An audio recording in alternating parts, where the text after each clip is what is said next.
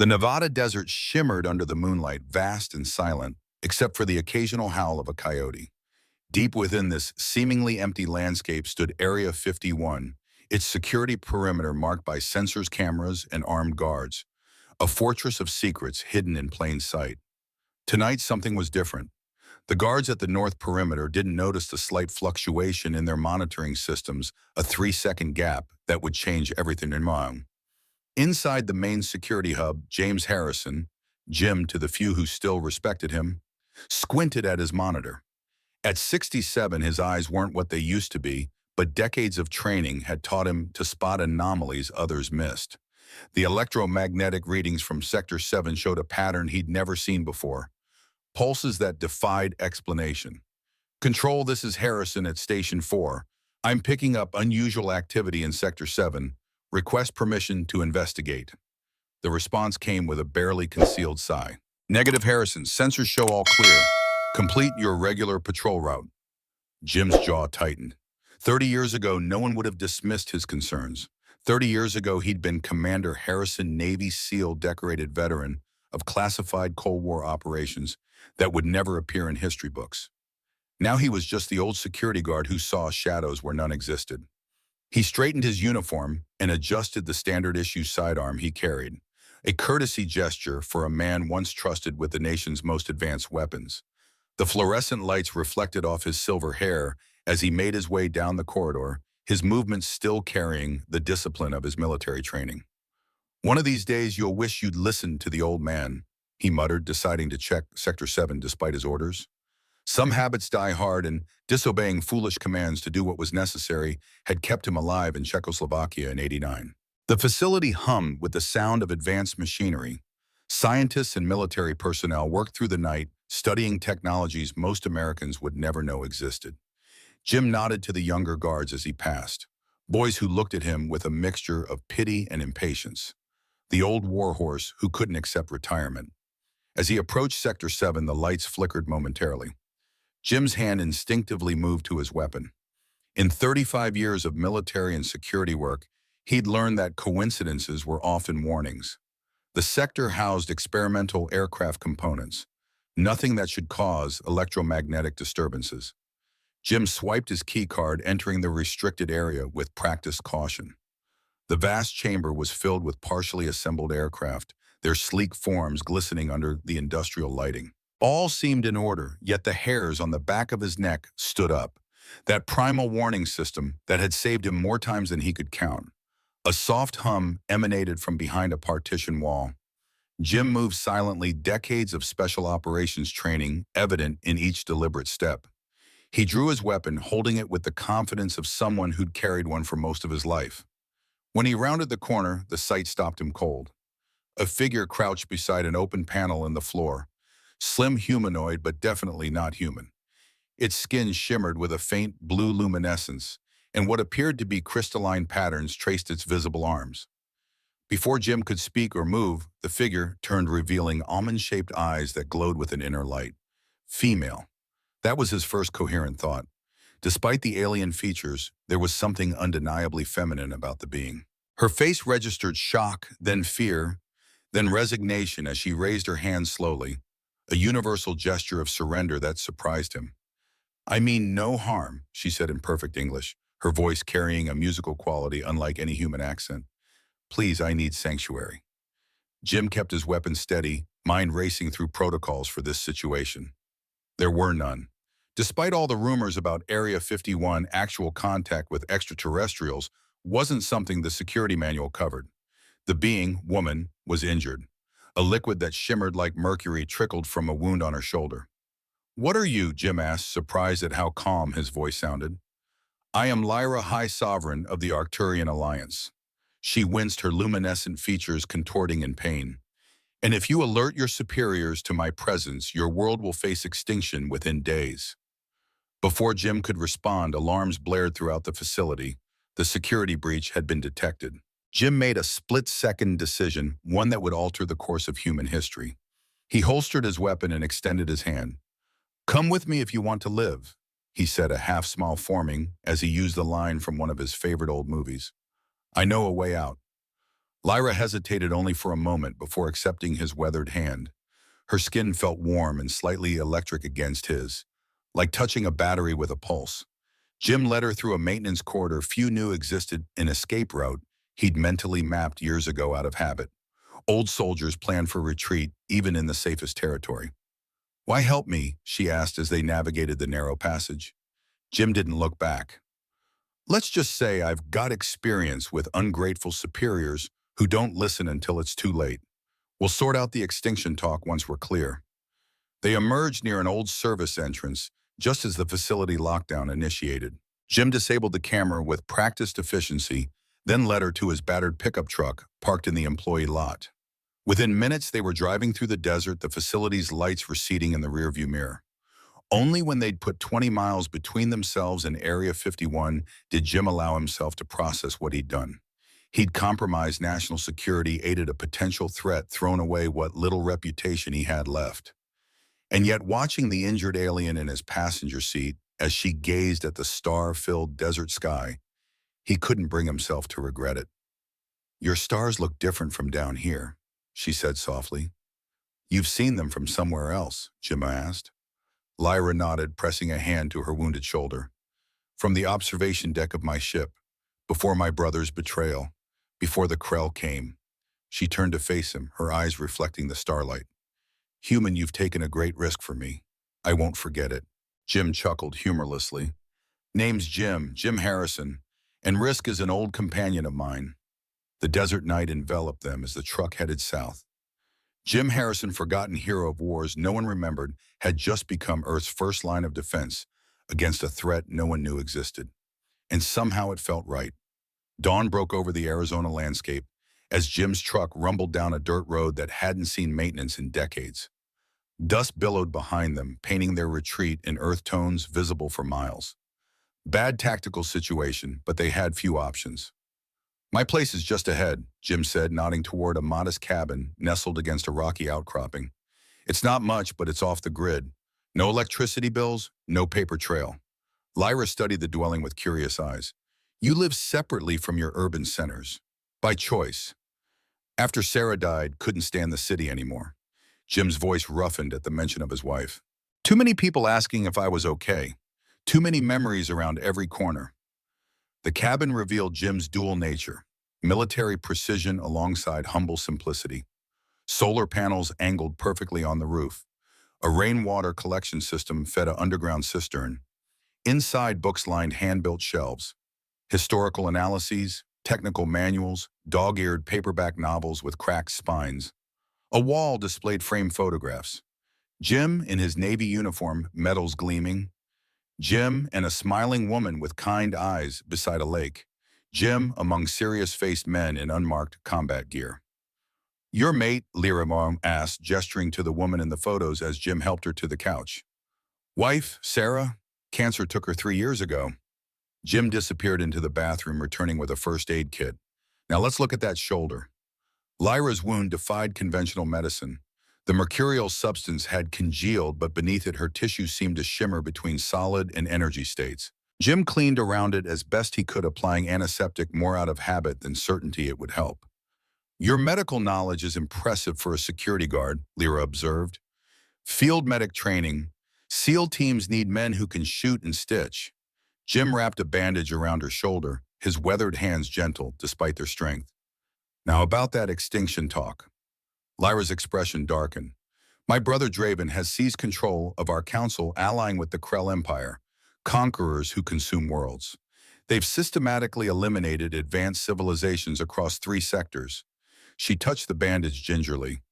"I escaped to Warn Earth, a planet the Krell consider primitive but resource-rich, ideal for harvesting. And your brother sold you out for power." "Worse, the Krell don't ally, they dominate. Draven believes he's made a tactical partnership, but they're using him. Once Earth falls, the Arcturian alliance will follow."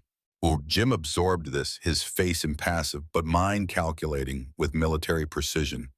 "How long do we have?" "Days, perhaps a week. My ship's destruction will have delayed their advanced scouts, but the main fleet approaches." Lyra met his gaze steadily. "You're remarkably calm for someone hearing of his world's imminent destruction." Jim stood and walked to the window, scanning the horizon from habit. Ma'am, I've faced death sentences before. Cuban Missile Crisis, Belgrade, that classified mess in Kazakhstan. Always seemed impossible until we found a way. He turned back to her. Besides, you wouldn't have risked everything to come here if you didn't think there was a chance. Lyra's lips curved slightly. You remind me of our ancient warriors, practical in the face of impossibility. I'm just an old soldier who's seen too much to panic at bad news. Jim checked his watch. We need supplies and allies. People who'll believe us without proof that would get us locked in padded rooms. Your government would help if presented with evidence. Jim laughed, a short, sharp sound devoid of humor. Governments move like glaciers. By the time they organized a committee to discuss the possibility of believing us, your Krell friends would be redecorating the White House. He grabbed a satellite phone from a drawer. We need someone who already suspects we're not alone in the universe. Someone with resources who owes me a favor. He dialed a number from memory, waiting through several rings before a wary female voice answered. Harrison, is that you? Hello, Ellie. Remember that conversation about Roswell we had after too many beers at Sarah's? Wake time to continue it. I'm bringing a guest who will make you reconsider your theories. Jim, what are you, Key? No phones. We'll be there by nightfall. Just us. He paused, and Ellie dusted off those old NASA credentials. We're going to need them. Jim ended the call and turned to find Lyra attempting to stand determination overriding pain. Dr. Eleanor Morgan, he explained, retired NASA astrophysicist, brilliant, stubborn, and paranoid enough to have a private lab that makes Area 51 look like an open house. He helped Lyra steady herself. Also, my wife's best friend and the only person who sat with me through every chemo session when Sarah couldn't leave the hospital bed. As they prepared to leave, Lyra paused by the photographs, her luminescent fingers hovering over Jim's service portrait. Your eyes were different then. What changed? Jim shouldered a go-bag packed with survival essentials, a habit he'd never abandoned after military life. Same thing that changes any soldier who lives long enough. You realize the world isn't as simple as they told you in training, that sometimes the real enemies aren't the ones you're ordered to fight. Lyra nodded solemnly. On that human, our worlds may not be so different. The truck rumbled to life as Jim scanned the property one last time. The cabin had been his refuge after losing Sarah, a place to slowly rebuild himself from the shattered pieces grief had left behind. Now, like so many homes before he was leaving it behind to face an unknown enemy. The irony wasn't lost on him. At 67, when most men settled into retirement, he was embarking on what might be humanity's most important mission. Your world has a strange beauty, Lyra remarked as they drove through the desert landscape. Red rocks and cacti creating nature's sculpture garden beneath the vast sky. Spent all my life defending it, never took enough time to enjoy it, Jim admitted. Sarah always said I'd see it properly when I retired. Guess that'll have to wait a bit longer. Ellie Morgan's compound appeared as the sun began to set. A cluster of buildings nestled in a box canyon, solar arrays gleaming on every available surface. A serious security gate barred their path until cameras identified Jim's face and the gate swung open automatically. She's expecting trouble, Jim noted, eyeing the new defensive measures since his last visit. Is she always this cautious? Lyra asked. Ellie, she's practically a hermit these days. After 30 years at NASA watching promising projects get shelved and evidence of extraterrestrial signals buried, she decided she'd do better work on her own. Jim parked beside a hydrogen cell vehicle with government plates. Took her NASA pension and built this place. Off-grid, self-sufficient, and enough computing power to rival most universities. They were met at the main building's entrance by a woman in her mid-60s with steel gray hair, cropped short, and piercing blue eyes that widened at the sight of Lyra. Dr. Eleanor Morgan was lean and weathered from desert living, her NASA windbreaker worn over practical khakis. Jesus Christ, Jim, she whispered, removing her glasses as if they were deceiving her. You actually found one. Not exactly, Jim replied. She found us, and we've got problems bigger than proving your theories right. Ellie's scientific detachment reasserted itself as she ushered them inside. Bipedal humanoid, clearly mammalian despite the bioluminescence. Convergent evolution or common ancestry. She circled Lyra with unconcealed fascination. Dr. Morgan. Lyra began, her musical voice causing Ellie to freeze in her tracks.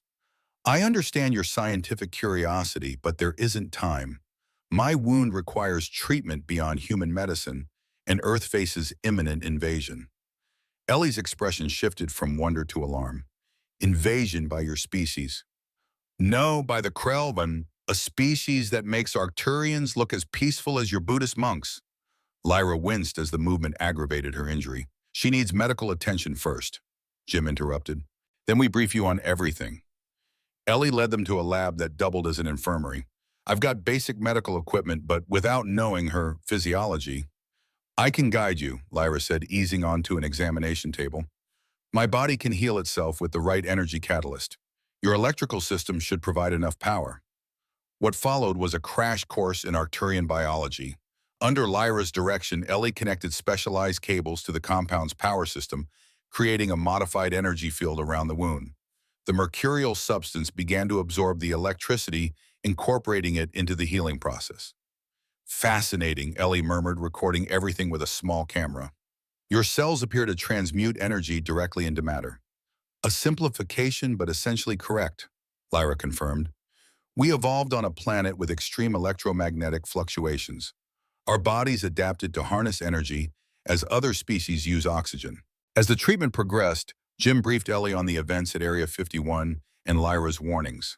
The scientist's skepticism gradually gave way to grim acceptance as the pieces aligned with anomalous data she'd been tracking for years. The radio telescope array picked up unusual signals 3 weeks ago, Ellie confirmed, pulling up readings on her computer. I thought it was equipment failure. Patterns too regular to be natural, but unlike anything we've documented before. Krell Advanced Scouts, Lyra said, sitting up as her treatment finished. They communicate through quantum-entangled particles nearly instantaneous across vast distances. Ellie paced the lab, processing implications with scientific precision. If what you're saying is true, conventional weapons would be useless against their technology. Like bringing spears to a nuclear war, Jim agreed grimly. Not necessarily, Lyra interjected. The Krell have weaknesses. Their neural network relies on a centralized command structure. Disrupt that and their forces become disorganized. Ellie and Jim exchanged looks, the scientist and the soldier both recognizing the kernel of a plan forming. We'd need more help, Jim said. Military contacts, specialized equipment. And someone who knows Krell technology intimately, Lyra added. My brother Draven. If we could free him from their influence. One problem at a time, Jim cautioned. First, we need allies who won't think we've lost our minds. He turned to Ellie. What about Robert? Is he still holed up in that compound of his? Ellie's expression tightened. Bobby's not good, Jim. After Afghanistan, the PTSD hit him hard. He's gone full survivalist. Barely talks to anyone. Perfect, Jim said with grim satisfaction. A paranoid ex-military weapons specialist is exactly what we need right now. Jim, he might shoot first and ask questions, never, Ellie warned. You haven't seen him in years. I saved his life in Kandahar. That kind of debt doesn't expire. Jim checked his watch. We'll rest tonight, head out at dawn. As Ellie showed Lyra to guest quarters, Jim stepped outside, gazing up at the star-filled Arizona sky. Somewhere up there, an alien armada approached, the latest threat in a lifetime of conflicts. He should have been terrified or at least concerned, but instead felt a familiar calm settling over him, the clarity that came before combat. Thought your fighting days were over, old man, he murmured to himself. The desert wind carried no answer, but as Jim watched a shooting star trace its fiery path across the heavens, he couldn't help wondering if it was a natural phenomenon or the first herald of the coming storm. Morning arrived with the harsh brilliance unique to the desert. Jim woke before dawn, his body still operating at a military time despite decades of civilian life. He found Lyra in Ellie's lab studying Earth technologies with the intensity of a scholar. Your digital systems are primitive but elegant, she remarked without looking up. You've accomplished much despite your technological limitations. Humans are good at making the most of what we have, Jim replied, pouring coffee into a chipped mug. How's the shoulder? Lyra rotated the joint, the wound now a faint, silvery scar. Functional. The energy treatment accelerated my natural healing. She finally looked up, studying him with those luminous eyes. You slept armed. Jim glanced at the sidearm holstered at his hip. a reflex so ingrained he'd barely notice strapping it on. Old habits. Warrior habits, she corrected. My people had them once before we evolved beyond physical conflict. Something like regret colored her voice. Perhaps we evolved too far. When the Krell came, we'd forgotten how to fight. The conversation paused as Ellie entered, already dressed in field gear and carrying tablet computers. Satellite imagery shows unusual atmospheric disturbances over the Pacific, consistent with what we'd expect from cloaked vessels entering our atmosphere. Jim took the tablet, studying the patterns with practiced eyes. How many quam? At least 3 distinct signatures.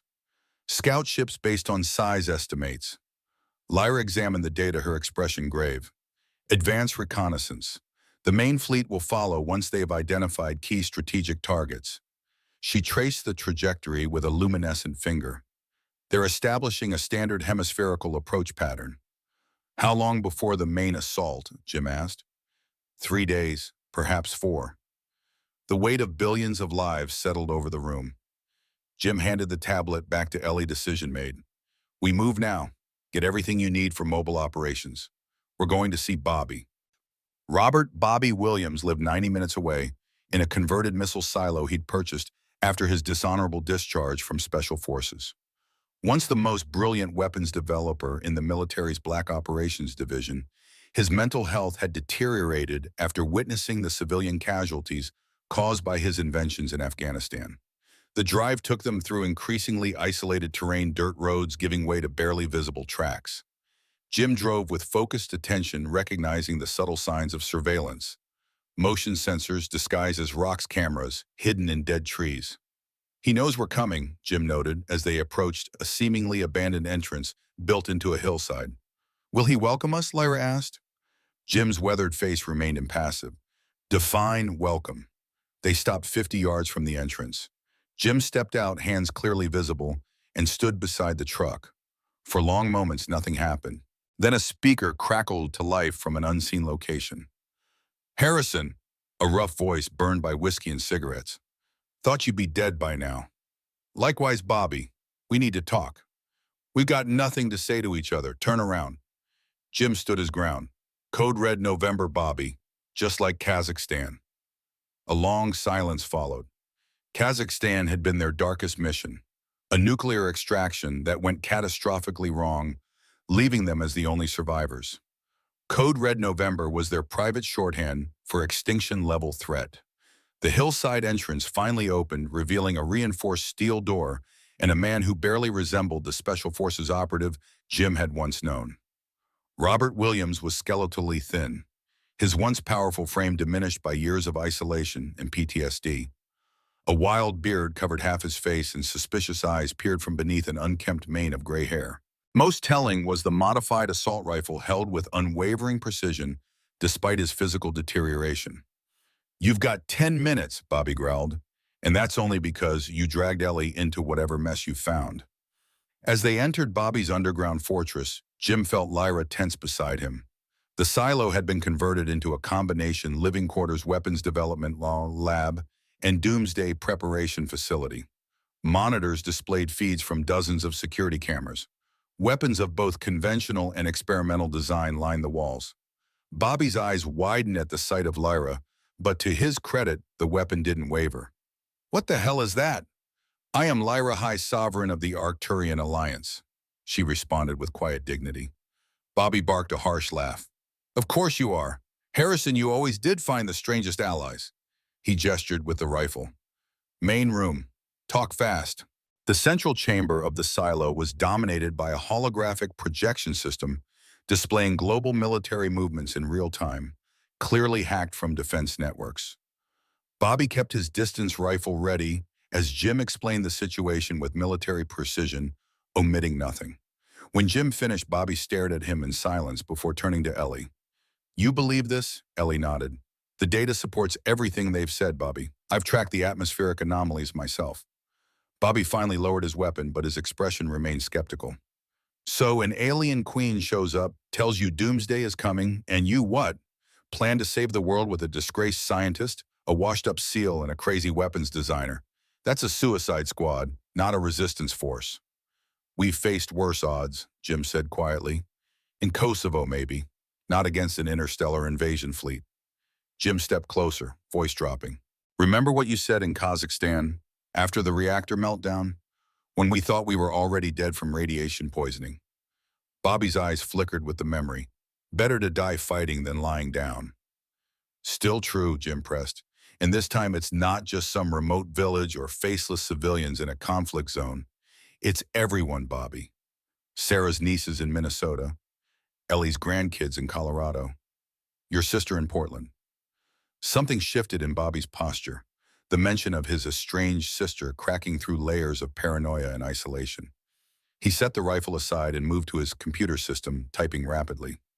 You said the Krell communicate through quantum entanglement, he asked Lyra without looking up. Yes, it makes their communications virtually instantaneous across vast distances. Bobby nodded, pulling up schematics for a device Jim didn't recognize. Been working on quantum disruption technology for years. Military thought I was crazy. Another symptom of PTSD. Said quantum computing was decades away from military application. A bitter smile crossed his face. Turns out I wasn't crazy, just ahead of my time. Screens filled with technical specifications as Bobby warmed to the problem, his brilliant mind engaging despite his reluctance. Theoretically, we could create a localized disruption field that would sever their command structure. Would it work against their ships? Jim asked. Maybe if we could get close enough. The real problem is scale. My prototype has a range of about 50 feet. Lyra studied the schematics with evident surprise. Your understanding of quantum mechanics is impressive for your civilization's development stage. Lady, I've been called many things, but impressive hasn't been one of them for a long time. Bobby rubbed his beard thoughtfully. If I had access to better materials, maybe military-grade quantum processors, we'd need to get into a secure facility, Ellie mused. Jim was already thinking ahead. Like Area 51, because I'm pretty sure I'm persona non grata there right about now. Not necessarily, Bobby countered, pulling up a map. White Sands Missile Range has everything we'd need, and I still have contacts there who think my disgrace was politically motivated. As they began formulating a plan, proximity alarms suddenly blared throughout the silo. Bobby rushed to the security monitors, cursing fluently. Military vehicles approaching from the north. Black SUVs, no markings. Jim moved to the weapons wall, selecting a tactical shotgun with practiced ease. They tracked us from Area 51. No, Lyra said, her expression distant.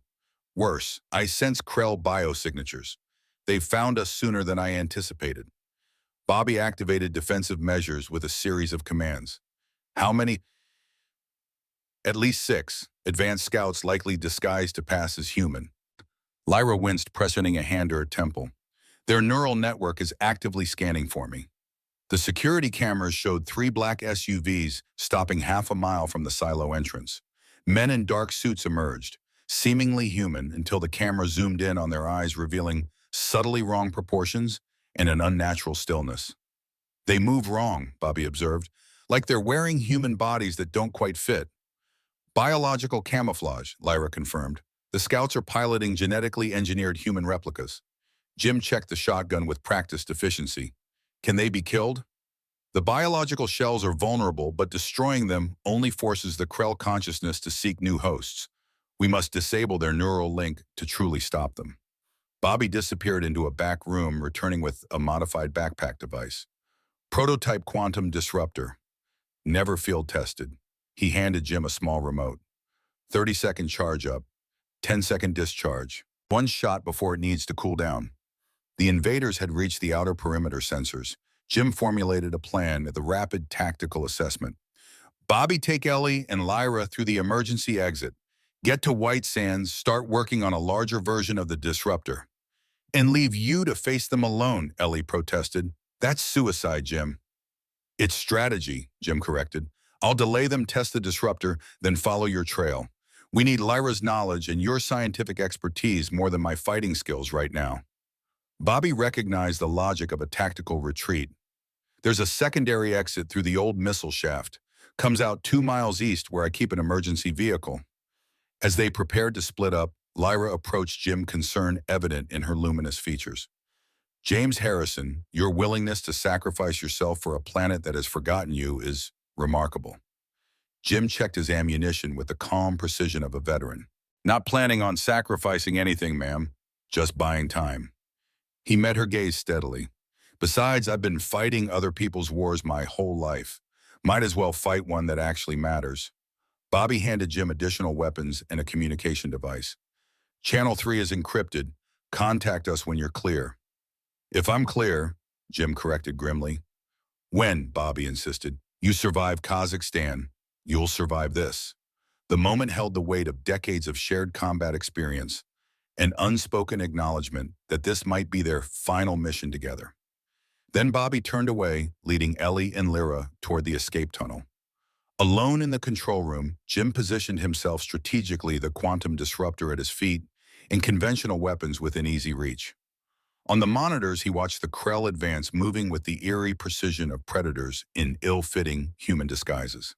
All right, you alien bastards, he murmured, remembering a line from another old movie as adrenaline cleared away the aches of age. Let's see what you're made of. The Krell breached the outer defenses with disturbing ease, disabling Bobby's traps as if they had been studying them for weeks. Jim watched through the security feed as they approached the main entrance, their movements becoming less human with each passing second.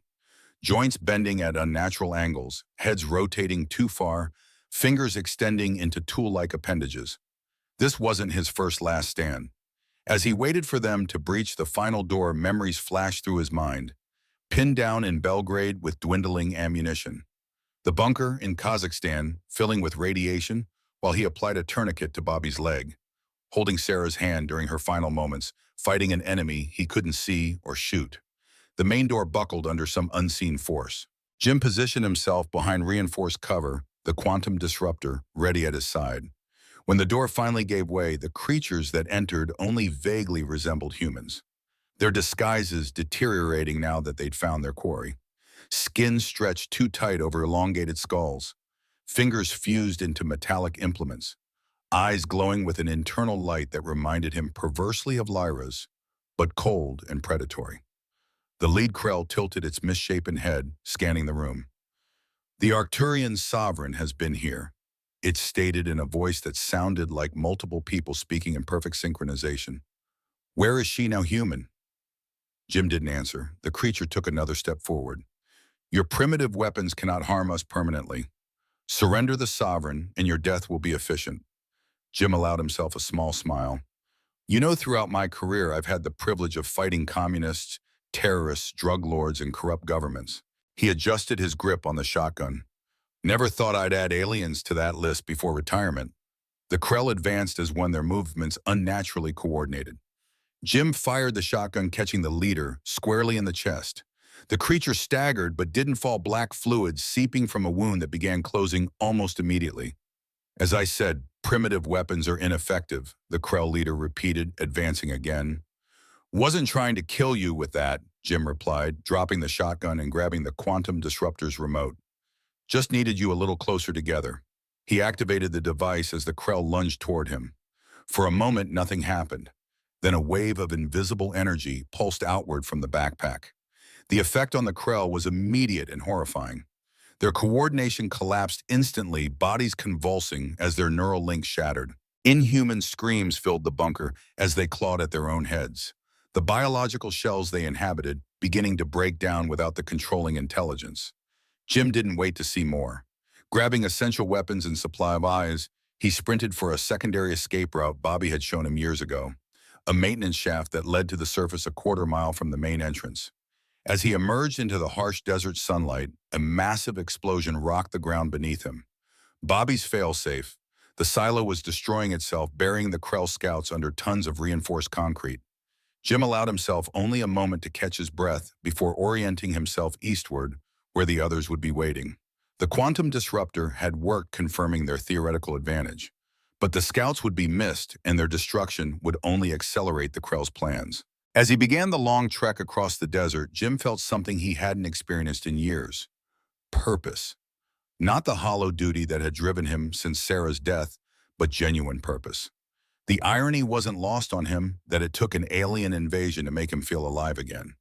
The rendezvous point was a weathered gas station that had seen its last customers when highway routes changed a decade ago. The emergency vehicle Bobby had mentioned turned out to be a modified military transport truck, camouflaged to look like a commercial delivery vehicle. Ellie spotted him first as he approached from the scrubland, rifle slung over his shoulder.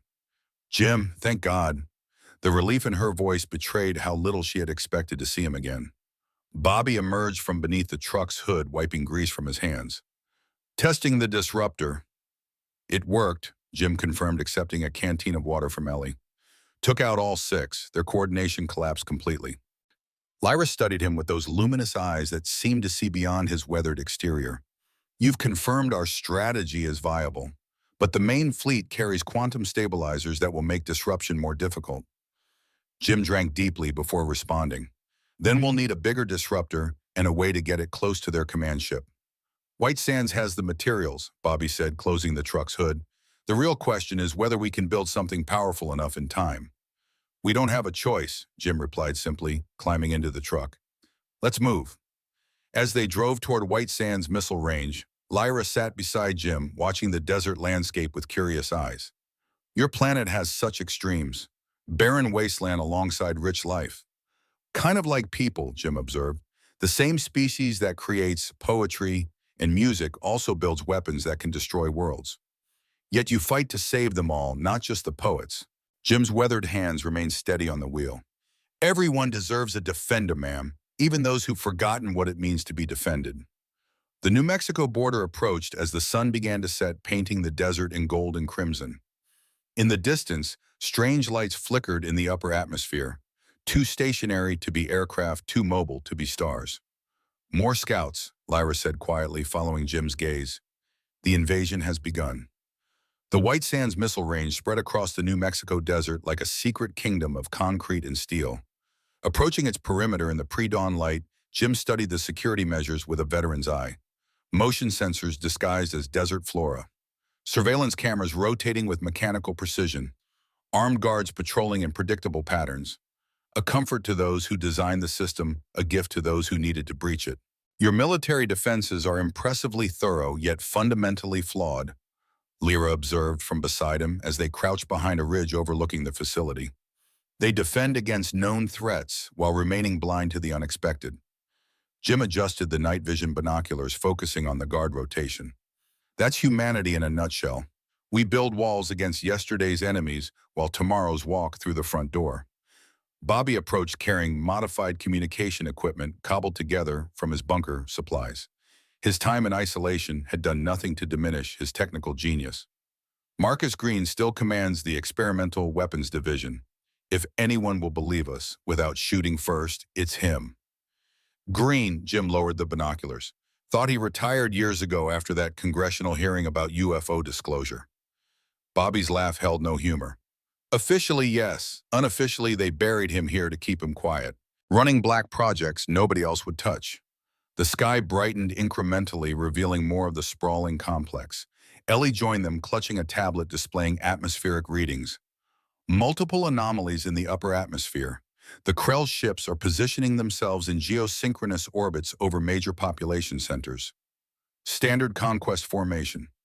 Lyra confirmed, her luminescent features dimming slightly.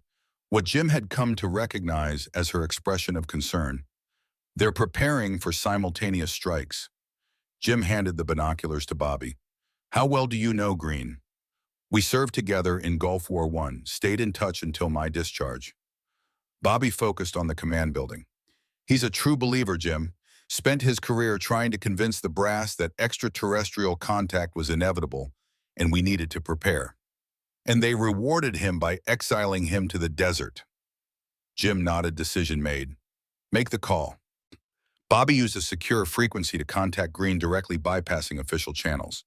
After a tense exchange of authentication codes and references, only the two men would understand arrangements were made. A side entrance would be temporarily unguarded. A security camera would experience a 5-minute maintenance error. "He's risking his career," Bobby said, ending the transmission. "All our careers ended years ago," Jim replied, checking his weapon. "Now we're just trying to make sure humanity has a future to worry about careers in." They approached the facility with practiced stealth, Jim and Bobby falling naturally into the point-cover formation they'd used in countless operations decades earlier. Muscle memory was a powerful thing. the body remembering what the mind tried to forget. Inside, they navigated sterile corridors under the pretense of being contractors. Identification Bobby had forged with impressive skill. Green met them in a secure laboratory deep within the facility. A tall man with silver hair cropped in a military cut despite his 70 years, his bearings still parade ground perfect. Colonel Marcus Green's eyes widened at the sight of Lyra, but to his credit, he maintained his composure. 30 years of being called crazy, and now this walks into my lab. He extended a hand to Jim. Harrison, you look like hell. Feelings mutual, Green. Jim clasped the offered hand. Thanks for the welcome wagon. Don't thank me yet. Green secured the laboratory door with a complex security protocol. You've got 20 minutes before I have to report this security breach, or we all end up in cells so deep they don't have numbers. Jim made introductions with military efficiency before allowing Lyra to explain the Krell threat. Green listened without interruption, his expression shifting from skepticism to grim acceptance as satellite imagery on his monitors confirmed unusual activity in orbit. 7 unidentified objects maintaining position over major cities. Green confirmed, pointing to thermal imaging that showed heat signatures no human craft could generate. Pentagon's calling them atmospheric anomalies. I've been saying they're alien vessels for the past 12 hours and nearly got relieved of command. Bobby connected his equipment to Green's systems, uploading the quantum disruptor schematics. We need to build this but bigger, strong enough to disrupt their entire neural network. Green studied the technical specifications with a scientist's precision. The quantum processors alone would take months to requisition through official channels. Show him, Jim nodded to Lyra. Lyra placed a crystalline device on the workstation, technology she'd kept concealed until now. An Arcturian quantum stabilizer. It can serve as the core for your disruptor, amplifying its effect exponentially. Green's professional demeanor cracked slightly as he examined the alien technology. My God, do you know how many scientific principles this violates? Approximately 43 by your current understanding, Lyra replied matter-of-factly. We need materials, workspace, and your best engineers, Jim pressed, without official authorization. Green's internal struggle played across his features, decades of military discipline battling with the scientist's recognition of an unprecedented threat. I have an underground testing facility, officially decommissioned after budget cuts. Unofficially, it's where I conduct my more speculative research. Your career, Ellie began, is meaningless if we're all dead by tomorrow, Green finished. Besides, I'm 70 years old. What are they going to do, take away my pension? He activated a secure terminal. I need to make some calls, people who trust me enough to commit treason if I tell them it's necessary. As Green made arrangements, Jim drew Lyra aside. You've been quiet. I'm sensing increased Krell activity, she explained, her voice low. The scouts who attacked at Robert's bunker should have reported back by now. Their absence will accelerate the Krell timeline. How much time do we have? Lyra's luminescent eyes met his. Hours, not days. Green returned before Jim could respond. I've got a team assembling at the underground facility. Engineers, technicians, people who've worked on quantum projects before. All veterans, all with security clearances, none currently on official duty rosters. Ghosts, Jim nodded approvingly. Like us, Bobby added. Green led them through a maintenance corridor to a freight elevator concealed behind storage shelving. This facility was built during the Cold War, designed to continue weapons research even if the surface was compromised. The elevator descended far deeper than standard military construction, finally opening onto a vast underground complex humming with activity. Dozens of people moved with purpose among equipment that looked decades ahead of publicly acknowledged technology. Welcome to Deep Horizon, Green announced, the military's best-kept secret and most denied project. Jim surveyed the operation with professional assessment. You've been preparing for this. For 30 years, Green confirmed. After Roswell, a few of us understood what was coming eventually. We've been developing countermeasures while officially working on theoretical physics applications. Scientists and engineers looked up as they entered, their expressions registering varying degrees of shock at Lyra's appearance. Green introduced her simply as the confirmation of everything we've been working toward, which seemed explanation enough for this group of true believers. Work began immediately. Bobby and Ellie integrated their knowledge with Green's team Lyra, providing insights that advance their understanding by decades in mere hours. Jim found himself the odd man out, a soldier among scientists, until Green approached with a tactical display. While they build our weapon, we need a delivery system. Green brought up schematics for an experimental aircraft. The SR-91 Aurora officially doesn't exist. Unofficially, it's the fastest atmospheric vehicle humans have ever built. Jim studied the craft with appreciation. Mach 9 Tian, Mach 12 in its latest configuration, high enough to reach low orbit if necessary. Green manipulated the display. One pilot, one chance. Their planning session was interrupted by a facility-wide alert. Screens throughout the complex switched to news broadcasts showing unusual atmospheric disturbances over major cities worldwide. Cell phone videos captured glimpses of massive shapes briefly visible through cloud cover, geometric structures defying conventional aircraft design. They're dropping their cloaking technology, Lyra explained, tension evident in her voice. Final positioning before attack. Green's secure phone rang. His expression darkened as he listened. Understood. We'll continue monitoring. He ended the call, addressing the room. That was the Joint Chiefs. Worldwide military forces are on high alert. First contact protocols have been initiated. First contact, Bobby scoffed. It's an invasion, not a diplomatic mission. They don't know that, Green replied grimly. They're sending welcome messages, opening communication channels. Lyra shook her head sadly. The Krell do not negotiate or communicate with Harvest Worlds. They simply take. As if confirming her words, the broadcast suddenly showed energy beams lancing down from the sky over Beijing, slicing through skyscrapers with surgical precision. Similar attacks began in Moscow, then London. The room fell silent as they watched humanity's first experience of interstellar war unfold in real time. How long until they reach the U.S., Jim asked quietly. Minutes, Green answered. They're working their way westward with the daylight. Bobby looked up from his workstation. We need another hour to complete the disruptor. We don't have an hour, Jim replied, his calm voice belying the gravity of his words. How close are you? Core systems are operational. We're still calibrating the amplification matrix using Lyra's stabilizer. Jim turned to Green. Is the Aurora ready to fly? Fueled and waiting, but without a fully functional disruptor. We'll use what we have, Jim interrupted. Better a partial disruption than none at all. Bobby shook his head. It won't be enough to stop them completely. Doesn't need to be. Just needs to buy you time to finish the job properly. Jim's weathered face settled into the resolute expression of a man who'd made difficult decisions before. I'll take the prototype up now. Hit their command ship, create whatever disruption I can. Jim, it's suicide, Ellie protested. It's necessary, Varsity, he corrected. And I'm the logical choice. I'm the only one here with high-altitude flight experience who's also expendable. The harsh assessment hung in the air until Lyra stepped forward. You will not go alone, James Harrison. I will accompany you. Jim started to object, but she continued before he could speak. The disruptor will require constant adjustment to counter Krell shielding. Only I can make those adjustments in real time. She's right, Bobby confirmed reluctantly. The technology is too unpredictable otherwise. Green checked the tactical display. Krell ships approaching the East Coast. First strikes reported in New York and Washington. Decision made, Jim nodded to Lyra. Let's go. As preparations accelerated, Green pulled Jim aside. The Aurora has experimental countermeasures, but against their technology, he left the sentence unfinished. Just make sure the second wave has a fully operational disruptor, Jim replied. If we don't come back, you're humanity's next line of defense. Green clasped Jim's shoulder.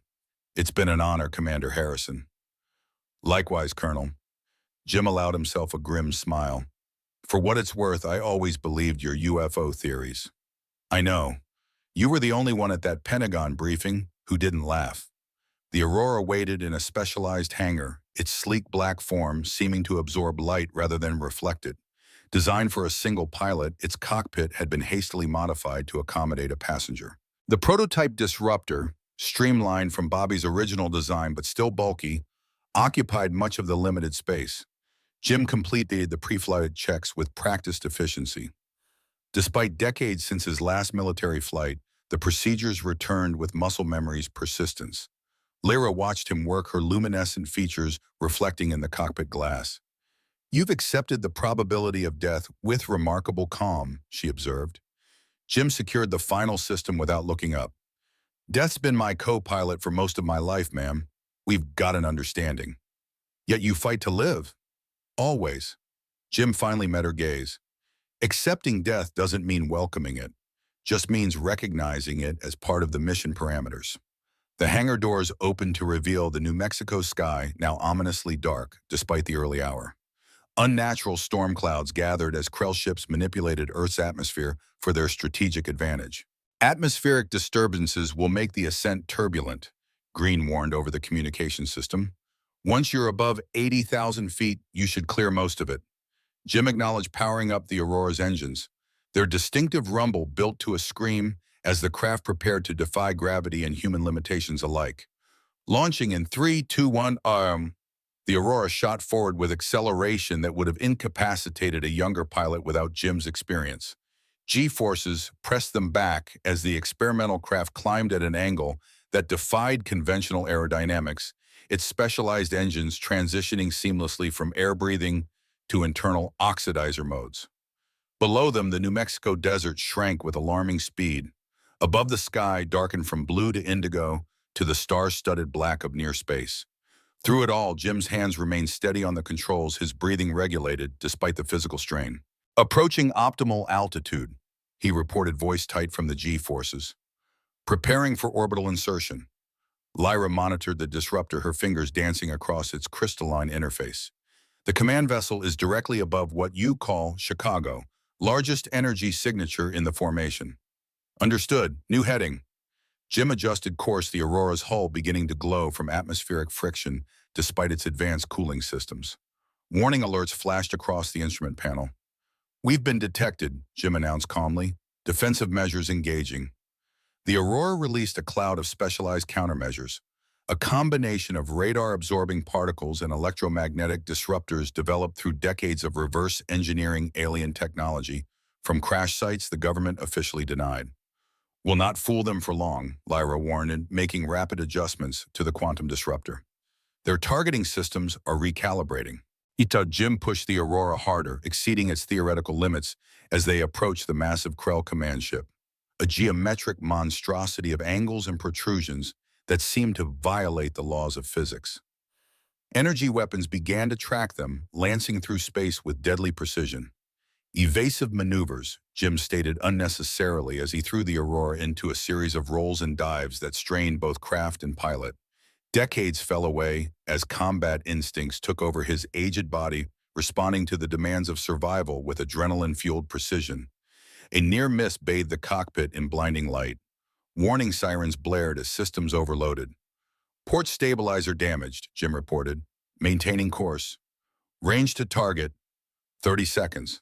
Lyra's hands moved faster across the disruptor controls. "Initiating pre-charge sequence. The device requires 25 seconds to reach full capacity." "Oh, cutting it close," Jim observed with inappropriate calm as another energy blast narrowly missed them. The Krell command ship grew larger in the view screen, its surface revealing intricate patterns that shifted and moved like living circuitry. Smaller craft deployed from its hull, converging on the approaching Aurora like antibodies attacking an infection. 15 seconds to optimal firing position. Jim counted down. Disruptor status. 80% charged. Targeting systems locked on their neural hub. Lyra worked frantically, her luminescent features intensifying with concentration. A direct hit rocked the Aurora systems, failing across the board. Jim fought the controls as the craft began to tumble. "Losing attitude control. Can you fire at current charge?" "Negative. Effectiveness would be minimal at this range."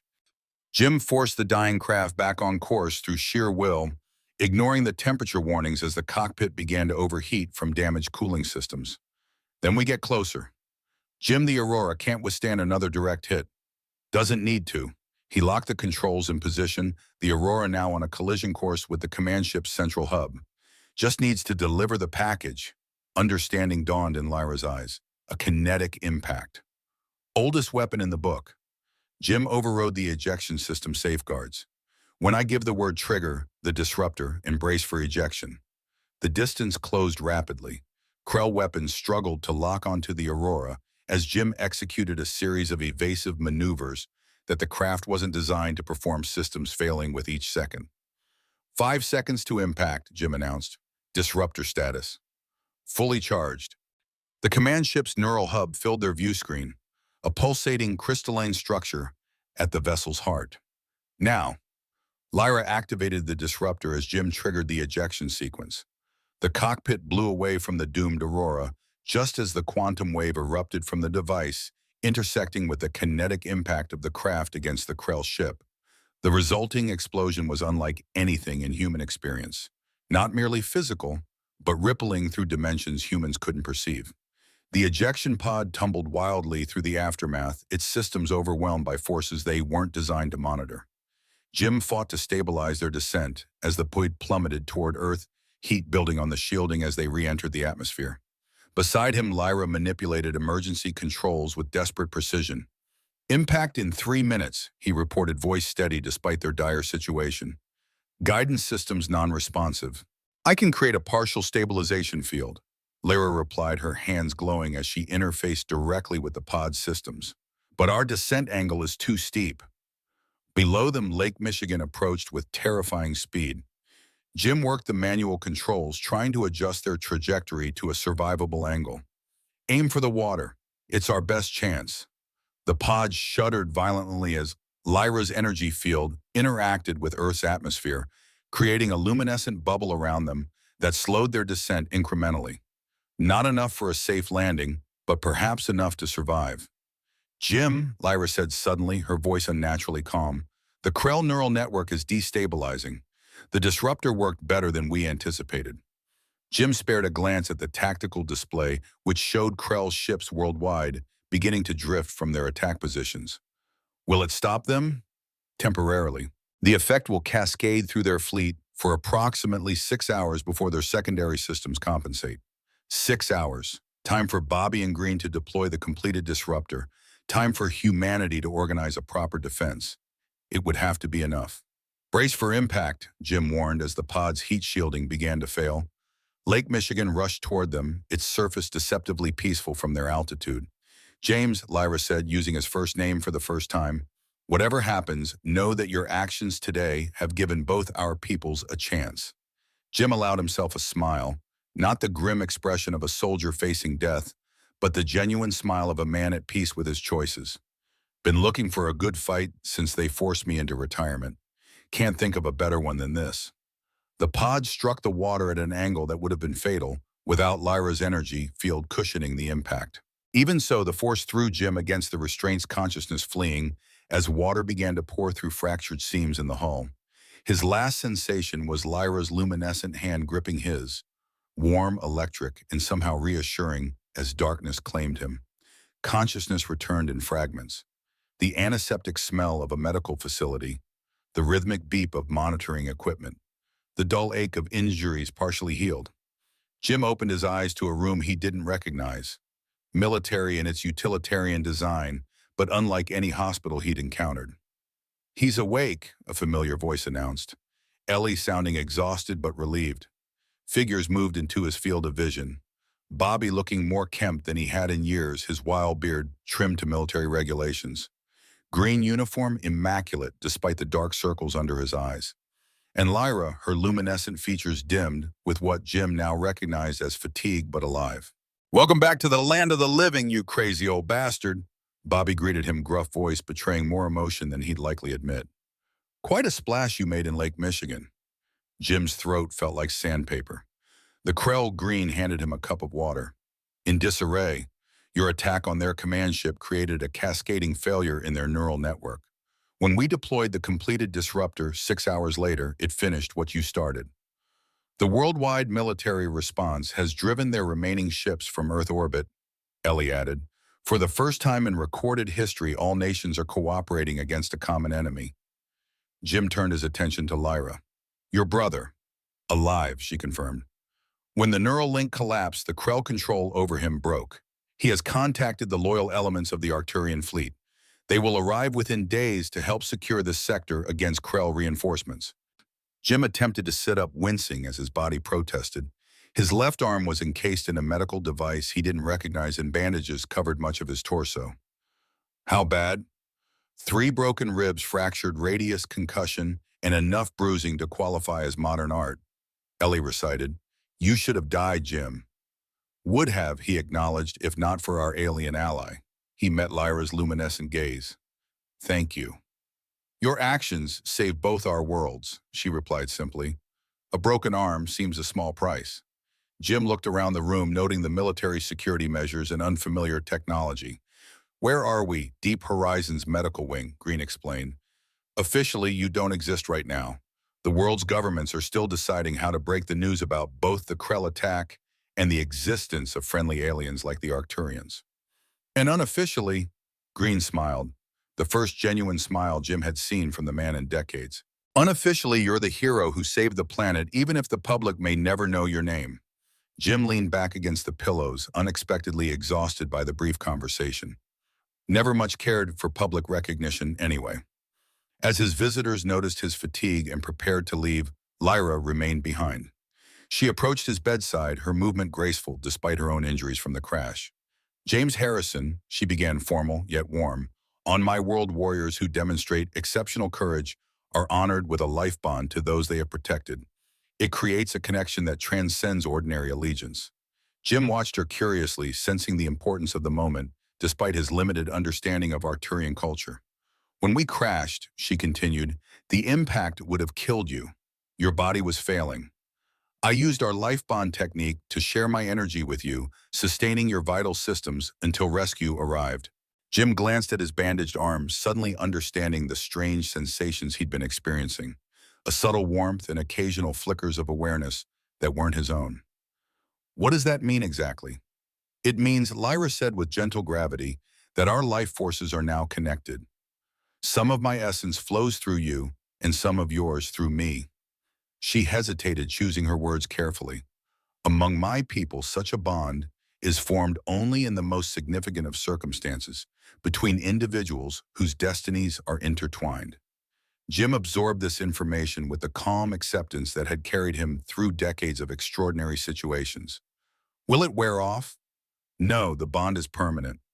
Her luminescent features brightened slightly, what Jim had come to recognize as the Arcturian equivalent of a smile. But it has certain benefits: enhanced healing, extended lifespan, shared awareness in times of danger. Extended lifespan, Jim raised an eyebrow. How extended are we talking? Arcturians routinely live 3 centuries by your measurement. Jim let out a short laugh that strained his injured ribs. And here I was thinking I'd finally earned my retirement. Lyra's expression grew serious again. The Krell will return, James. This was merely their first attempt. When they do, Earth will need experienced defenders who understand both human and alien perspectives. And you think that's me? A washed-up old soldier who couldn't even keep a security job? I think, Lyra replied with quiet conviction, that you are exactly what both our worlds need. A guardian who remembers what others have forgotten. Someone who sees value in defending those who don't even know they need protection. Outside the medical facility's reinforced windows, fighter jets patrolled the sky. Earth's first line of defense against a threat its people were only beginning to comprehend. In orbit, the remnants of Krell ships drifted as military satellites monitored them. And beyond, somewhere in the vastness of space, more threats and potentially more allies awaited. Jim Harrison, forgotten hero, reluctant savior newly bonded to an alien sovereign, closed his eyes not in surrender to fatigue, but in acceptance of a truth he'd always known. His war wasn't over. Perhaps it never would be. And somehow that felt exactly as it should. 2 weeks after the Krell attack, the world still reeled from the revelation that humanity was not alone in the universe. Cities worldwide bore the scars of the brief but devastating assault. New York's skyline permanently altered. Beijing's financial district reduced to rubble. London's historic center, scarred by weapons beyond human understanding. Yet amid the destruction, something unprecedented had emerged: unity. For the first time in recorded history, nations set aside centuries-old conflicts to face an existential threat. Military forces coordinated globally. Scientists shared discoveries without concern for patents or national advantage. Religious leaders sought common ground in the face of cosmic revelations that challenged foundational beliefs. Deep within the White Sands complex, this new reality manifested in a command center unlike any before it. American generals sat alongside Russian counterparts. Chinese quantum physicists collaborated with European engineers. And at the center of this improbable alliance stood Jim Harrison, still bearing the physical evidence of his near-fatal mission. The Arcturian fleet has entered the solar system, Lyra announced, manipulating a holographic display that merged her technology with Earth's most advanced systems. 7 crystalline ships appeared as luminous points beyond Mars' orbit. They will reach Earth within 48 hours. Green studied the projections with the measured caution of a career military officer. And we're certain they're friendlies. My brother commands them personally, Lyra assured him. The liberation forces have purged Krell influence from our central systems. Jim observed the assembled military leaders, noting their barely concealed skepticism. 2 weeks wasn't long enough to overcome centuries of conditioning to view anything alien as a potential threat. He stepped forward, the subtle glow beneath his skin, a side effect of his life bond with Lyra, still unsettling to those who noticed it. The Arcturian alliance represents our best chance at establishing a defensive perimeter before the Krell return in force, he stated, voice carrying the authority that had once commanded elite special forces. Their technology exceeds ours by centuries, but unlike the Krell, they're offering it freely. And what do they want in return, Commander Harrison? The question came from General Watkins, Joint Chiefs representative, his tone making clear his suspicion of anything that seemed too generous. Jim met his gaze steadily. What anyone wants when facing extinction. General. Allies. Lyra moved to stand beside Jim, her luminescent presence drawing all eyes. The Krell threat was temporarily disrupted, not eliminated. Their collective consciousness has already begun reconstructing the neural network. Conservative estimates give us 3 months before they launch a full-scale invasion. The room fell silent as the implications settled over the assembled leaders. Humanity had barely survived the first encounter, a mere scouting force compared to what would come next. 3 months to prepare for an invasion by enemies who consider your most advanced weapons primitive, Bobby added from his workstation, where he monitored quantum disturbances that might signal Krell activity. His former dishevelment had given way to a disciplined appearance that better reflected his brilliant mind. Without Arcturian assistance, Earth's chances of survival are effectively zero. Green stepped forward, addressing his military colleagues. Gentlemen, I've spent 30 years studying potential extraterrestrial contact scenarios. In every simulation where humanity refuses alien assistance against a superior threat, extinction follows within weeks. The debate continued for hours, security concerns balanced against survival necessities. Throughout, Jim remained the calm center, answering questions with the direct precision that had characterized his military career. The life bond with Lyra had changed him in subtle ways, his movements more fluid despite his age, his thinking sharper, his presence somehow more substantial. Eventually, consensus emerged. Earth would welcome the Arcturian fleet with appropriate security protocols. Technology exchange would begin immediately. And Jim Harrison, once discarded by the military, he'd served faithfully, would serve as humanity's primary liaison, a role for which he was uniquely qualified through his bond with Lyra. As the meeting concluded, Ellie approached Jim with a tablet she'd barely set down in 2 weeks. The quantum communications array is detecting unusual fluctuations near Jupiter, not Arcturian signatures. Jim studied the data, recognizing patterns that would have been meaningless to him before the life bond. Krell scout drones monitoring the Arcturian approach. He looked to Lyra for confirmation. She nodded grimly. They're assessing our defenses and alliance potential. Each drone contains a fragment of the Krell collective consciousness, gathering intelligence for the main fleet. Can we intercept them? Green asked. Not with current Earth technology, Bobby interjected. They exist partially in quantum states our weapons can't target effectively. Then we need something better. Jim turned to Green. How quickly can you get me clearance for Hangar 18? Green's expression shifted to one Jim recognized from covert operations decades earlier, the look of a man weighing career suicide against mission necessity. That facility doesn't officially exist, Harrison. Neither do I, according to my current security status, Jim countered. Yet here we are planning an Earth's defense. After a moment's consideration, Green nodded once. I'll make the arrangements. But Congress will have my stars if this goes sideways. If this goes sideways, Congress won't exist to take them. Jim replied grimly. 2 hours later, a secure transport carried Jim, Lyra, Bobby, and Ellie deep into the New Mexico desert, far beyond White Sands' publicly acknowledged boundaries. The landscape grew increasingly desolate until they approached what appeared to be an abandoned mining operation surrounded by warning signs and minimal security, a deliberate misdirection. Green met them at a hidden entrance, his expression unusually tense, even for a man accustomed to classified operations. What I'm about to show you has remained secret since 1947. Fewer than 50 people know of its existence. Roswell, Bobby guessed immediately. The real story. Green didn't confirm or deny as he led them through security measures so advanced they seemed designed for a facility far more significant than a forgotten mine.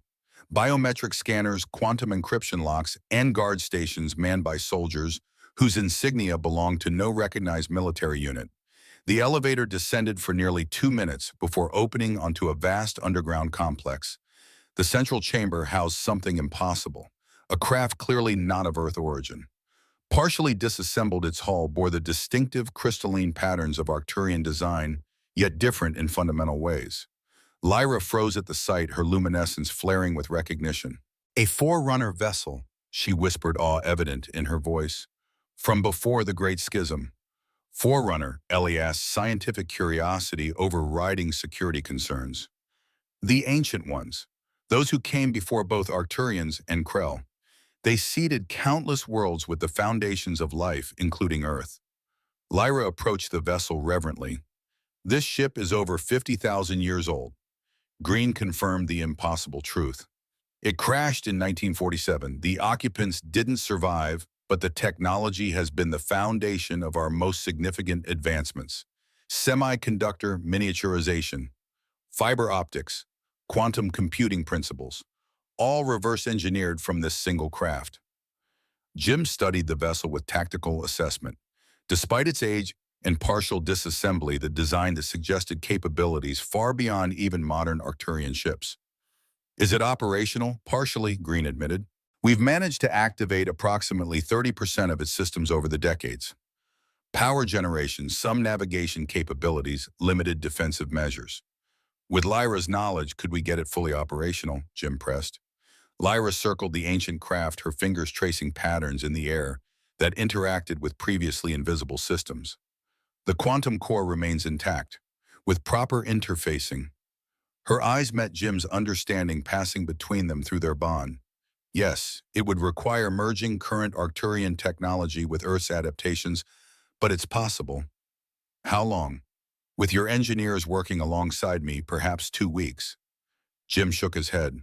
"We need it in 4 days before the Krell scouts report back to their main consciousness." "Impossible," Green stated flatly. "Improbable," Lyra corrected, "but not impossible. If we incorporate the bond Jim and I share as a direct neural interface with the ship's systems."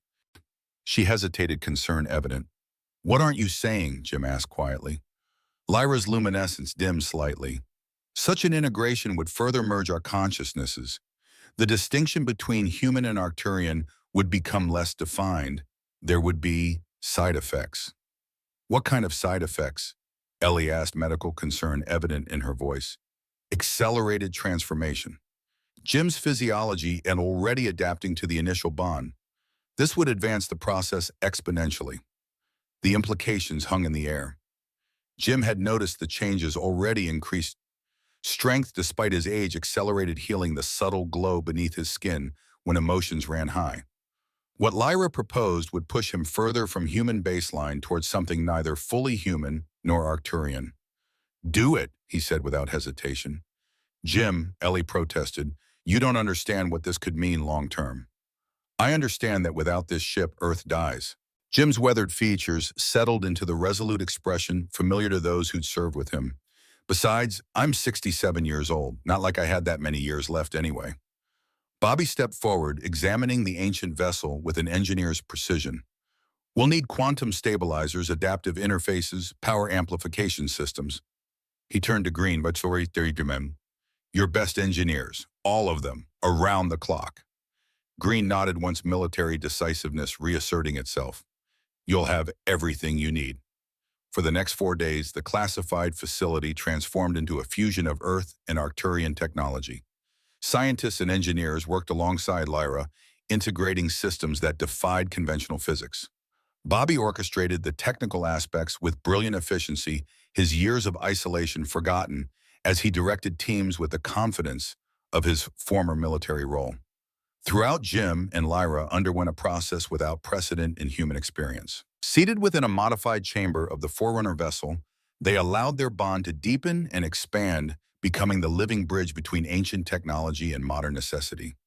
Their consciousness intermittently merged and separated, sharing memories, knowledge, and sensations across the species divide.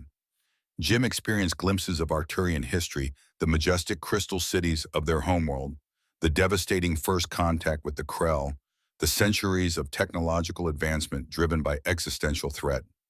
Lyra absorbed human resilience, the paradoxical capacity for both savage violence and profound compassion, the unyielding determination that characterized Earth's dominant species. On the fourth day, as the Arcturian fleet entered Earth orbit to a cautious welcome from world governments, the Forerunner ship stirred to life for the first time in millennia.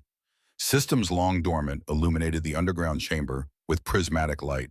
The quantum core stabilized, drawing power from dimensions human science had barely theorized. Jim emerged from the neural integration chamber transformed. His physical appearance remained recognizably human, but the subtle luminescence beneath his skin had intensified. His movements carried an otherworldly grace despite recent injuries. Most striking were his eyes, their usual blue now threaded with the same luminescent quality as Lyra's. Status report, he requested, his voice carrying a harmonics that hadn't existed before. Ellie monitored his vital signs with barely concealed concern. Physiological integration at 60% and stabilizing. Your cellular structure is showing significant adaptation to Arcturian patterns, but your human DNA remains dominant. The ship, Jim asked, focusing on the mission rather than his transformation.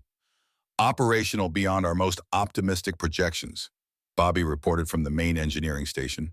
Weapons systems, propulsion, defensive capabilities all functioning at approximately 80% of theoretical capacity. Lyra joined them, her appearance similarly altered by their deepened bond. Subtle human characteristics had manifested in her luminescent features, a symmetry more recognizable to Earth Eye's expressions that conveyed emotion in ways her species typically didn't display. The Krell Scout drones have completed their surveillance pattern, she announced. They're preparing to transmit their findings to the collective.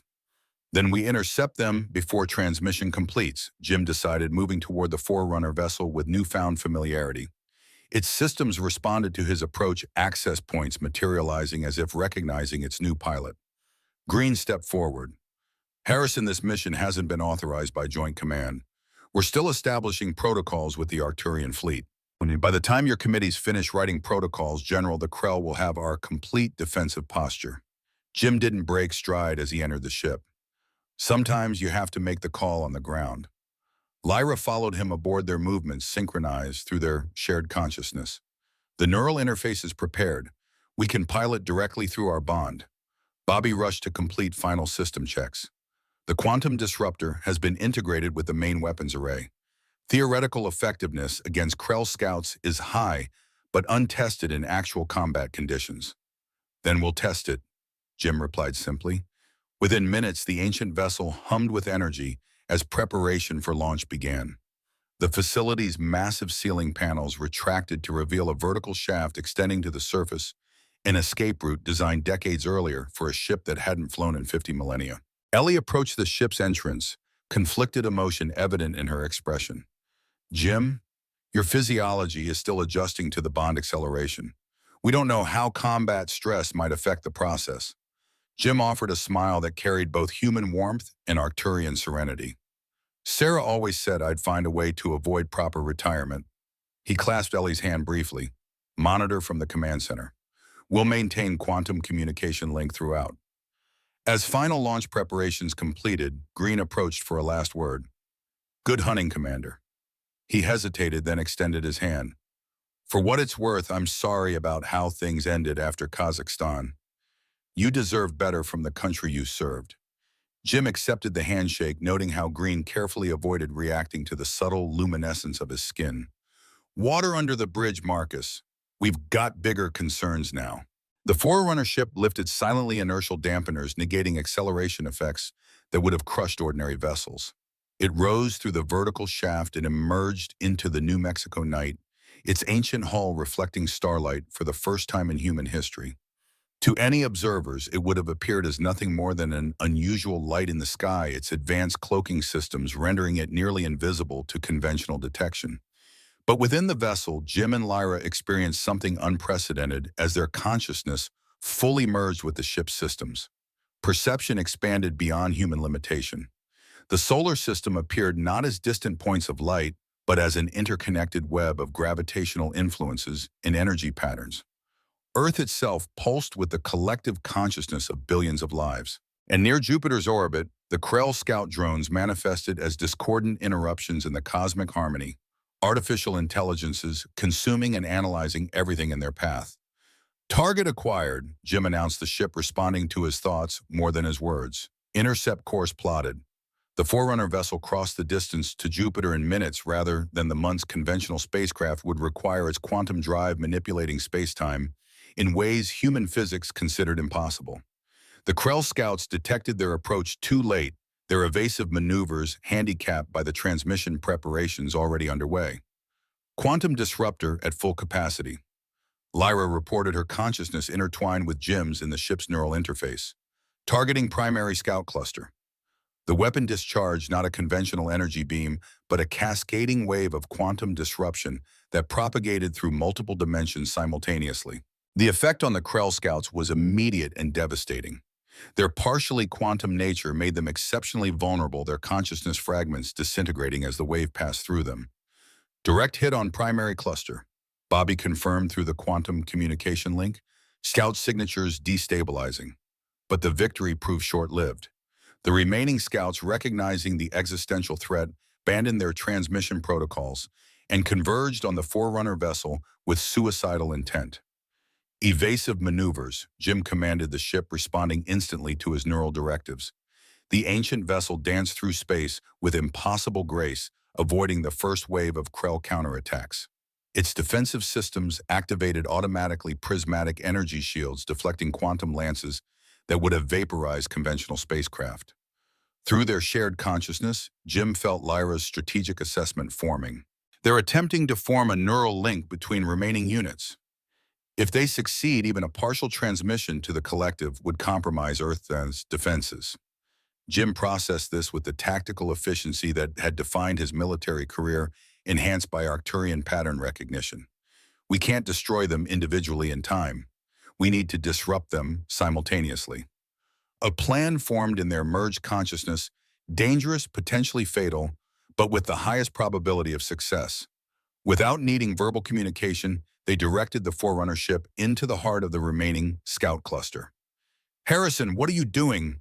Green's voice cut through the quantum link alarm evident. "You're deliberately placing yourself within their attack formation." "Preparing for quantum pulse detonation," Jim responded calmly. "The ship's systems can generate a disruption field strong enough to neutralize all remaining scouts simultaneously, but only at close range." "The power requirements would exceed safe parameters for your neural interface," Bobby warned. "The feedback could be catastrophic to your merged consciousness." "Noted," Jim acknowledged, initiating quantum core overcharge sequence. The Forerunner vessel's heart began to pulse with increasing intensity, drawing power from dimensions beyond conventional understanding. Through their neural link, Jim and Lyra directed the building energy, shaping it with precision, born from their unique dual perspective. Quantum pulse at 80% charge. Lyra reported her consciousness steady despite the mounting danger. Neural interface approaching critical strain threshold. Jim felt the pressure building, not physical pain, but something more fundamental, as if the very foundation of his consciousness was being stretched beyond design limits. The human and Arcturian aspects of their merged awareness began to fluctuate erratically, threatening to tear apart under the strain. "Harrison, Lyra, abort the sequence," Ellie urged through the communication link. "Your neural patterns are becoming dangerously unstable. The human-Arcturian integration can't sustain this level of quantum feedback." 90% charge, Jim responded, ignoring the warning. "Prepare for detonation in 10 seconds. Through their bond, Lyra shared his resolute determination, her consciousness reinforcing his as the strain increased. Together, they held the quantum energies in precise balance, a task no single consciousness could have managed. 5 seconds, Jim counted, shifting all power to quantum core. The Krell scouts sensed the building energy and attempted a final desperate attack. Quantum lances struck the Forerunner ship from multiple vectors, its ancient shields flickering under the assault. Shields failing. Bobby reported tension evident despite the quantum communications' usual distortion-free clarity. Hull integrity at 60% and dropping. Detonation in 3, 2, 1. The quantum pulse erupted from the Forerunner vessel like a newborn star expanding outward in multidimensional ripples that defied visual perception. Where it encountered Krell quantum structures, they simply ceased to exist, not destroyed, but fundamentally negated their very pattern erased from reality. Within the ship's neural interface, the feedback hit Jim and Lyra with catastrophic force. Their merged consciousness shattered under the strained fragments of human and Arcturian awareness, scattered across dimensions. The ship's systems struggled to access. The Forerunner vessel, operating on emergency protocols older than human civilization, stabilized itself and established a return trajectory to Earth. Inside Jim Harrison's physical form, collapsed the luminescence beneath his skin, flickering erratically like a failing power source. At White Sands, alarms blared throughout the command center as monitoring systems tracked the neural disruption. Ellie rushed between medical stations barking orders with the authority of a battlefield surgeon. Bobby coordinated with the arriving Arcturian fleet requesting emergency medical assistance beyond Earth's capabilities. Green mobilized recovery teams capable of retrieving the returning vessel safely. Hours later, the Forerunner ship descended through Earth's atmosphere with precision that belied its pilot's incapacitated state. Ancient automated systems guided it back to the secret facility where a joint human-Arcturian medical team waited. When they opened the ship, they found Jim unconscious, his transformed physiology in a state of flux between human and Arcturian patterns. Beside him, Lyra appeared similarly affected, her luminescence dimmed to barely perceptible levels. Neural patterns severely fragmented, reported the Arcturian medical specialist who examined them. The quantum pulse disrupted the integration process at a critical phase. "Can you stabilize them?" Ellie asked, professional demeanor masking deep concern for her old friend. "Individually, yes, but their consciousnesses have become too intertwined to separate completely." The specialist adjusted settings on equipment that merged Earth and Arcturian medical technology. "We must attempt to reintegrate the fragments into a stable matrix, neither fully human nor Arcturian, but a new state of consciousness altogether." "Will they still be themselves?" Bobby asked the question carrying deeper philosophical implications than its simple wording suggested. Their core identities should remain intact, but changed, expanded. The specialist worked with inhuman precision. "They will be the first true human Arcturian hybrid consciousness, a bridge between our species in the most fundamental sense." The procedure continued for days as Earth's defenses reorganized around the knowledge that the Krell Scout transmission had been prevented. The arriving Arcturian fleet established protective positions throughout the solar system, sharing defensive technology with Earth military forces. A new era of cooperation began tentatively forming, catalyzed by the imminent threat of Krell invasion. 7 days after the quantum pulse incident, Jim Harrison opened eyes that now shimmered with permanent luminescence. His first conscious awareness was not of the medical facility surrounding him, but of Lyra's presence, not beside him physically, but within his consciousness, their minds permanently joined while maintaining distinct identities. "Welcome back, Commander." Green greeted him formally, though the relief in his voice betrayed deeper emotion. Jim assessed his condition with the detached precision of both soldier and scientist, noting the changes to his physiology. His perception had expanded beyond human limitations, yet retained the intuitive understanding of human experience. When he spoke, his voice carried subtle harmonic undertones. "Mission outcome," he asked, prioritizing as always. "Complete success," Bobby reported. "The Krell Scouts were eliminated before transmitting any significant data. The Arcturian fleet has established defensive perimeters throughout the system. Earth's military forces are being upgraded with integrated technology." Jim nodded, attempting to sit up. His movements carried newfound grace despite lingering weakness. "The Forerunner vessel, fully operational now," Green confirmed. "The quantum pulse actually completed several self-repair sequences that had been dormant for millennia. It's become the template for a new defensive fleet being jointly developed."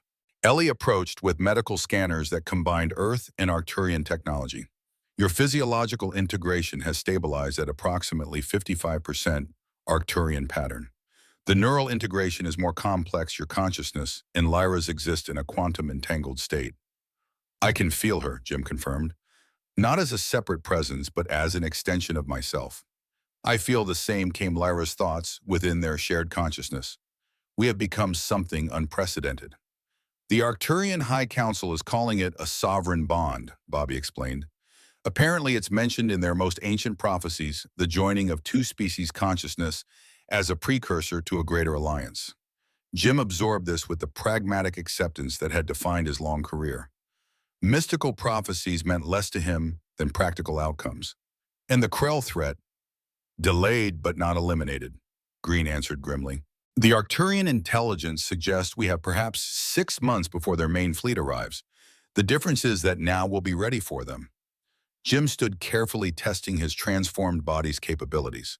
Strength and balance exceeded human norms significantly, yet maintained human range of motion and flexibility.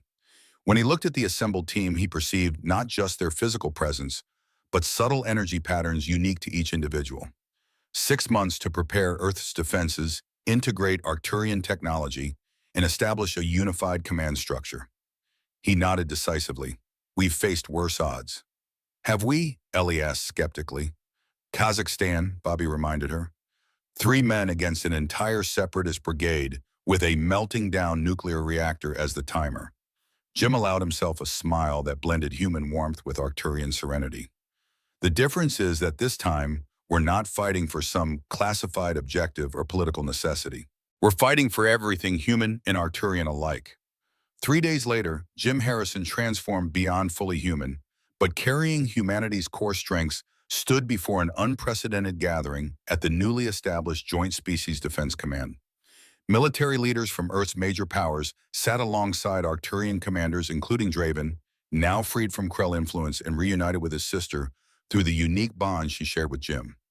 The Krell believe themselves invincible because they've never encountered a species willing to sacrifice individual identity for collective strength without surrendering individual will. Jim addressed the assembly, his dual-natured voice carrying the authority of both human experience and Arcturian wisdom. Humans have fought each other for millennia over differences far smaller than those between our species, yet when faced with extinction, you've set aside ancient hatreds within weeks. He gestured to the holographic display showing Earth's new defensive grid. Human determination merged with Arcturian technology, creating something neither species could have achieved alone. The Forerunner vessel represents what we can accomplish together. Not through dominance or assimilation, but through true cooperation. It will serve as the command ship for our joint fleet with integrated crews trained in both human tactical thinking and Arcturian technological expertise. As the briefing continued, Jim felt Lyra's consciousness entwined with his own, their thoughts flowing in harmony while maintaining distinct perspectives, exactly the model their allied species would need to follow. Later, standing alone on an observation platform overlooking the New Mexico desert, Jim watched the sunset with perception that captured both human emotional appreciation and Arcturian awareness of the quantum processes creating the spectacular colors.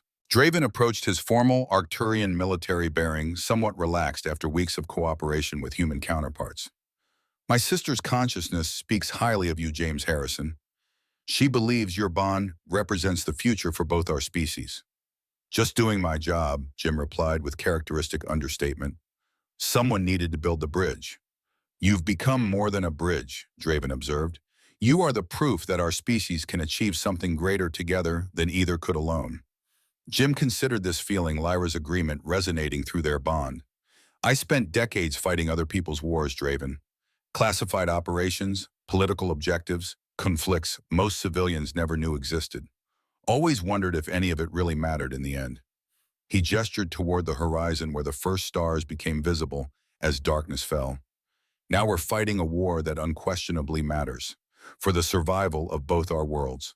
If my transformation helps secure that victory, it's worth it. Draven studied him with the penetrating gaze characteristic of Arcturian military commanders. The Krell fear what you represent more than our weapons or technology. A consciousness that bridges species is anathema to their belief in forced assimilation, under a single controlling intelligence. Then we'll give them something to really fear, Jim replied, the soldier's determination undiminished by his transformation. As night fully claimed the sky, Earth's new defensive systems activated a network of satellites incorporating Arcturian technology, their soft luminescence visible even from the ground. Above them, the Joint Fleet conducted training maneuvers, human pilots learning to work alongside Arcturian navigators with unprecedented coordination. Jim Harrison, once discarded by the very civilization he had spent his life defending, stood as its most essential guardian. Neither fully human nor Arcturian, but something new and necessary. The forgotten soldier had become the living embodiment of a truth both species needed. To embrace that true strength came not from isolation or dominance, but from genuine cooperation that respected fundamental differences while building on shared values. Through their bond, Lyra's consciousness touched his with warmth that transcended physical sensation. The path ahead remains difficult, James. The Krell will return with forces beyond anything Earth has witnessed. Let them come, Jim replied aloud, his transformed eyes reflecting starlight with preternatural intensity. They'll find something they've never encountered before, two species fighting as one without surrendering what makes them unique. And in that union, she agreed, lies a power greater than the Krell can comprehend. The night sky above them, once a void filled with unknown threats, now represented possibility, a frontier where humanity's indomitable spirit merged with the Arcturian wisdom to forge a defense the Krell collective could never anticipate. The Forgotten Guardian had found his final and most important mission, protecting not just one world or species, but a future where differences became strengths rather than divisions.